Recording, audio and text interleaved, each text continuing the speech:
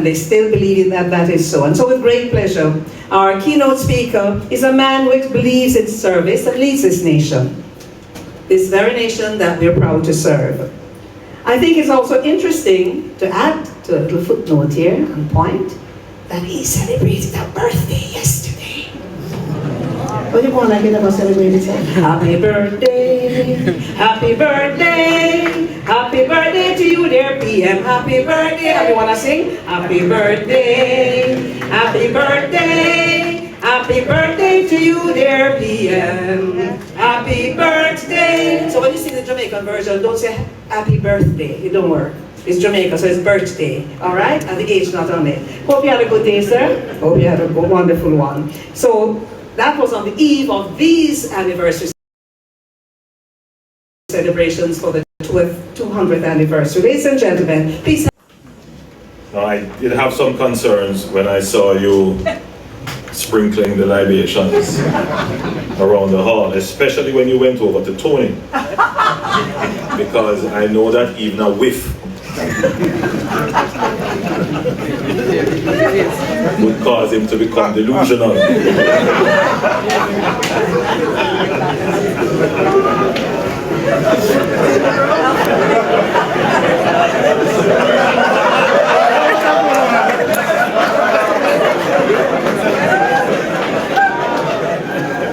Her Excellency, Dr. Urja Ashkola, the Ambassador to Jamaica from the European Union, His Worship, the Mayor, Andrew Holness, Mr. Daniel Caron, Managing Director, Campari Group, and I shall mention to Dr. Joyce Spence, your story is inspiring, and I'm awaiting your book if you haven't done it already. Catherine. I'm sure it will make an exciting read. The leadership team and the members past and present of Wray Nephew Limited and the Wray Nephew Foundation, specially invited guests, representatives of the media, ladies and gentlemen, it is indeed a good afternoon. Allow me to first express what an honor it is to be with you as we mark this historic milestone, the 200th anniversary of Wray Nephew. Today, we're not merely celebrating a company, we're saluting a Jamaican institution, an iconic brand that has endured 2 centuries, lifted communities, employed generations, and taken the spirit of Jamaica to every corner of the globe. When John Wray opened the Shakespeare Tavern in Kingston in 1825, few could have imagined that it would give birth to one of the most iconic rum brands in the world. Over the decades and centuries, this brand has become inseparable from Jamaica's cultural identity, a symbol of creativity, craftsmanship, resilience, but above all, excellence. Few institutions in the world, and fewer still in the region, can claim the continuous legacy spanning 2 centuries. Now, there are companies that are older. I believe Barbados may have a company that may be a little older, but maybe only Barbados. But Jamaica would also have a few others that might be older. But certainly in terms of your continuous operations, you could likely, subject to any other research that shows otherwise, I believe you may be likely the oldest continuous operating company in this regard. And that speaks volume for the strength, adaptability, and enduring relevance of this iconic brand. This 200th anniversary is therefore, in truth, a celebration of Jamaica itself, of who we are, how far we have come, and where we are going as a people. We are especially pleased to welcome Mr. Simon Hunt, CEO of the Campari Group, on his visit to Jamaica. Since its acquisition of J. Wray Nephew in 2012, the Campari Group has not only safeguarded the brand, but has also invested in its growth. Over US $500 million has been invested in J. Wray Nephew since that time, funding new capital projects, modernizing operations, and expanding Jamaica's reach into new markets. This kind of partnership we welcome. One that values our heritage, empowers our people, and contributes meaningfully to our development. We in Jamaica do not take this for granted. The scale of this investment is a powerful vote of confidence in Jamaica's future and in our capacity to compete and lead on the world stage. Together, Campari and J. Wray Nephew are helping to expand production, strengthen brand Jamaica, and raise the standard for what Jamaican enterprise can achieve globally. As a government, we are matching this commitment by strengthening the national brand, not just for rum, but for all Jamaican products. We are digitizing export processes, reforming customs, cutting red tape, and modernizing infrastructure so that Jamaican goods can reach international markets faster, cheaper, and more competitively. And as I mentioned infrastructure, this road here, the Spanish Town Road, it is slated for significant infrastructure development.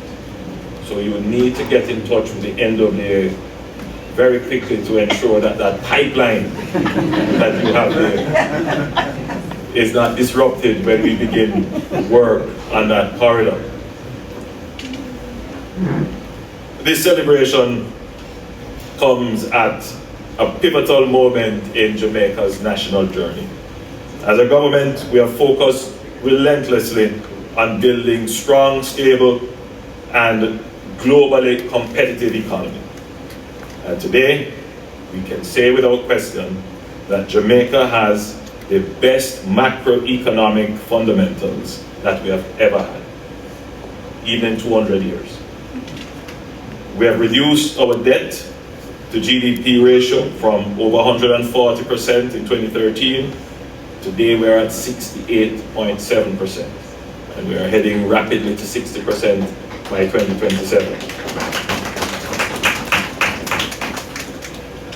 Our sovereign credit rating is now just 3 notches below investment grade. We have created hundreds of thousands of new jobs, and the unemployment rate is now at 3.3%. That is the lowest in our recorded history of employment. But I would dare say that even during the time of J. Wray and his nephew, even at the founding, this would still be the lowest unemployment rate. At 3.3%, Jamaica is technically at full employment.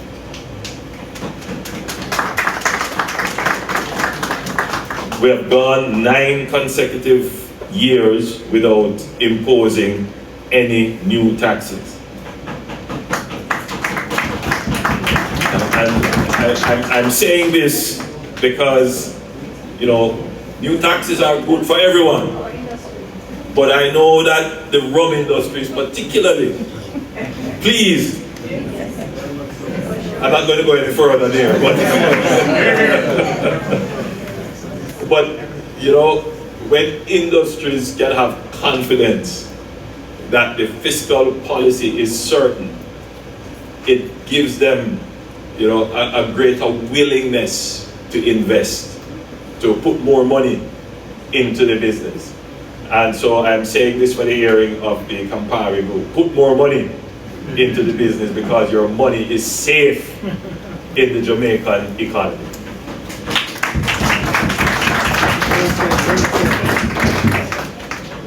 So this is proof that growth and discipline can go hand in hand. We can grow, we can expand, we can create the needs of satisfy the needs of the population without necessarily having to increase taxation or borrowing to do it. Inflation is under control within the target band set by the central bank. We don't talk about this a lot, but our international reserves are at an all-time high, and our currency is stable. In fact, Jamaica is the only country in the region with no capital controls and freely floating market-determined exchange rate. When investors bring US dollars to invest in Jamaica, they don't worry about finding foreign exchange to pay their suppliers or pay dividends. And for some, this may be counterintuitive. In the previous way of thinking about the management of foreign exchange, that you have to put controls in so that people don't take out their money and cause your dollar to devalue or depreciate. But it is actually the reverse. It is when businesses and consumers and savers are confident that if I want the foreign exchange, it is there, that they don't take precautionary strategies to hedge against uncertainty. So they leave their money where it is. And leaving their money where it is means that our reserves can grow, because we don't have to take the reserves to try and stave off precautionary purchases or stave off any kind of speculative purchases. And that in itself yields greater confidence in the economy. And that's where we are in our economy. This is a major achievement. Now, it may not sound major to the average person, but for Jamaica to achieve this, it is significant. There is no other country in the region that can claim that of their economy. So if you're an investor and you're looking for a place to invest, that box will be checked. And this is a place for foreign investors to come. There are many other factors that you have to consider, but certainly the ability to get foreign exchange and to have your capital safe in a stable and certain environment is a major attraction, which is what accounts for the growth that we are seeing. So we have achieved all of this while delivering the longest period of sustained economic growth in Jamaica's history. I want to point that out to my audience. With 20 consecutive quarters before the pandemic and 13 consecutive quarters of post-COVID growth, we had a brief interruption because of the impact of Hurricane Beryl and Tropical Storm Raphael. Tony would recall this because himself and a few others were very quick to point out that the Jamaican economy is about to collapse, that we had no growth and we weren't growing. Well, you're saying it's not you, it wasn't you. But a big song and dance was made that our economy isn't growing and our policies aren't working, having no regard that we've just gone through a hurricane and then immediately hit by a tropical storm.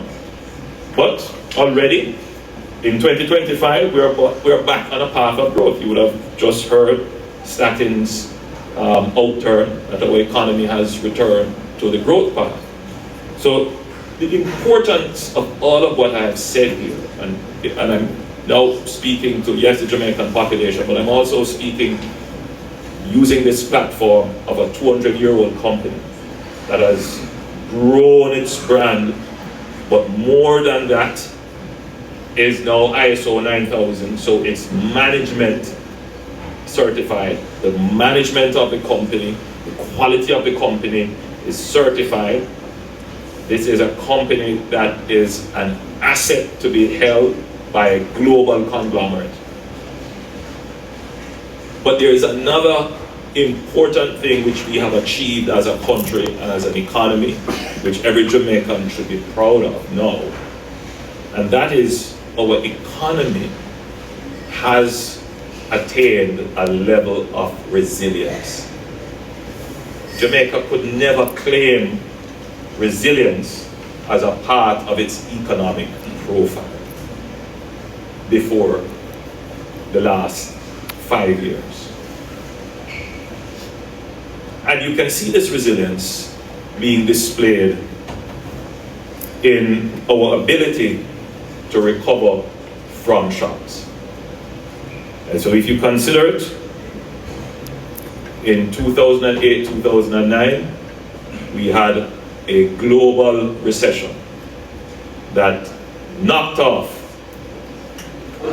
a significant part of our GDP.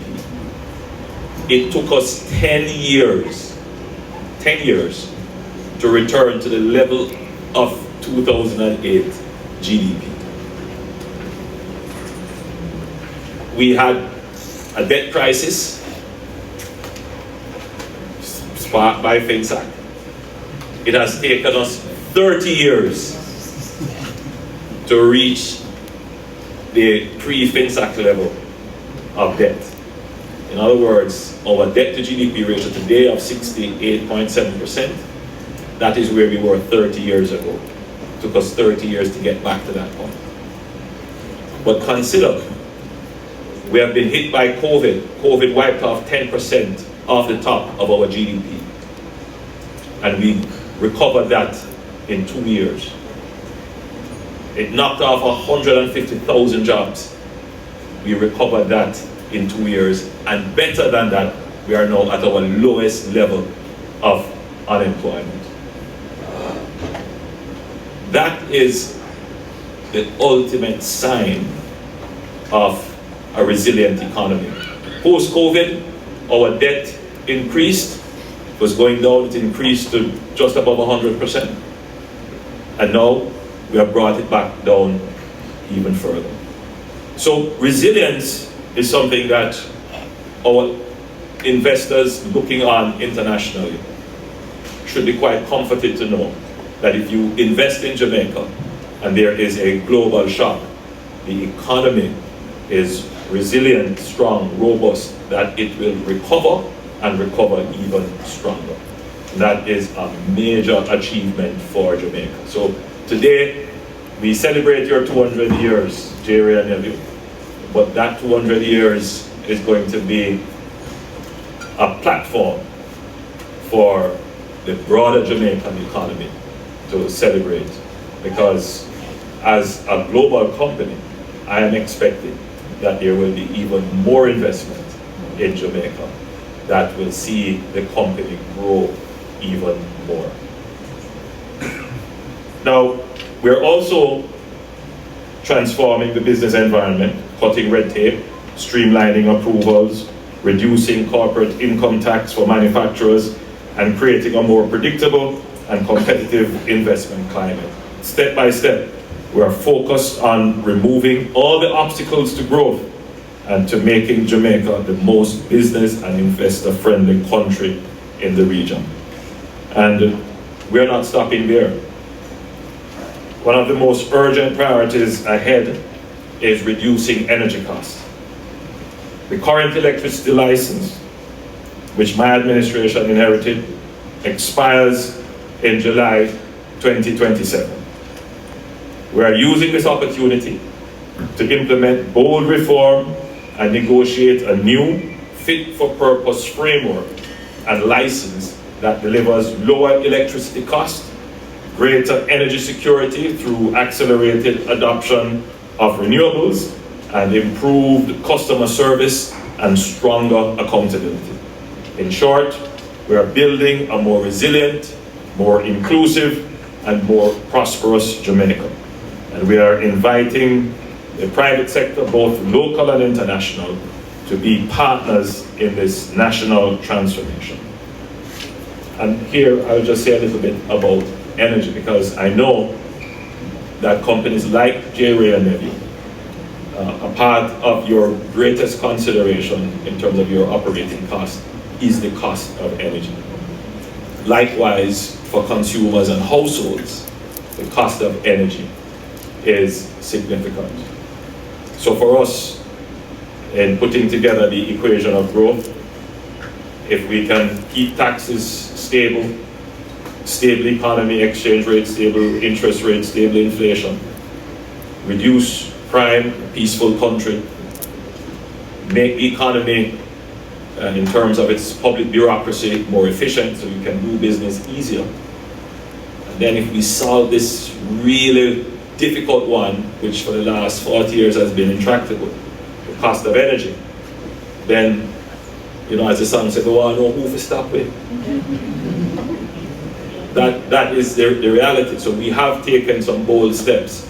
And I'm saying this again for international investors to appreciate that we are going to take transformational steps to lower our energy costs in Jamaica. And so the invitation for greater foreign investment is even greater. So we are interested in long-term partnerships to build value, create jobs, respect communities, and leave a great legacy. Ray Nephew and the Campari Group, this is the kind of partnership that we would like to see more of in Jamaica. So even as it grows globally, the company continues to deepen its local commitment. It has expanded product lines, embraced sustainable production, and digitalized its operations, all while staying firmly rooted in Jamaican culture. Through the Ray Nephew Foundation, the company has invested 189 million Jamaican dollars in scholarships since 2016, including over $113 million in direct support to communities in Kingston, Clarendon, and St. Elizabeth. In 2024 alone, 356 students received scholarships, a tangible demonstration of the corporate responsibility of the company. Now, I noticed that Tony was also very effusive in his praise for the support of the Ray Nephew Foundation. I would like to remind the chairman of the foundation that I am just across the road where the pipeline runs.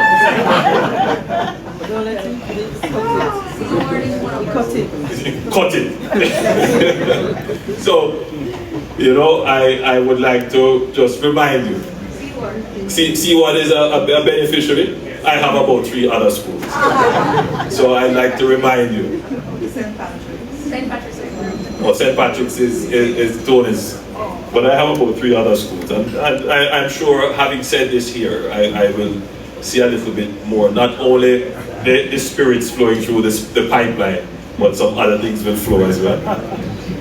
So that is the kind of leadership Jamaica needs, the kind of partnership that Jamaica will reward. As we honor the past, we must also commit to the future. In a world of volatility, disruption that succeed will be those that combine deep roots with the courage to innovate. Jamaica is ready. You have deep roots here, are respectful of the community, and I'm certain that you're going to make even greater investments in Jamaica, in expanding the brand. So in closing, to the management and staff of Ray Nephew, congratulations. Yours is a legacy earned through excellence, driven by passion and sustained vision. To the Campari Group, thank you. Your investment is not just in a company, it is in a country, a culture, and a people. As we celebrate this extraordinary milestone, let us look forward to Ray Nephew and another 200 years. God bless you and thank you.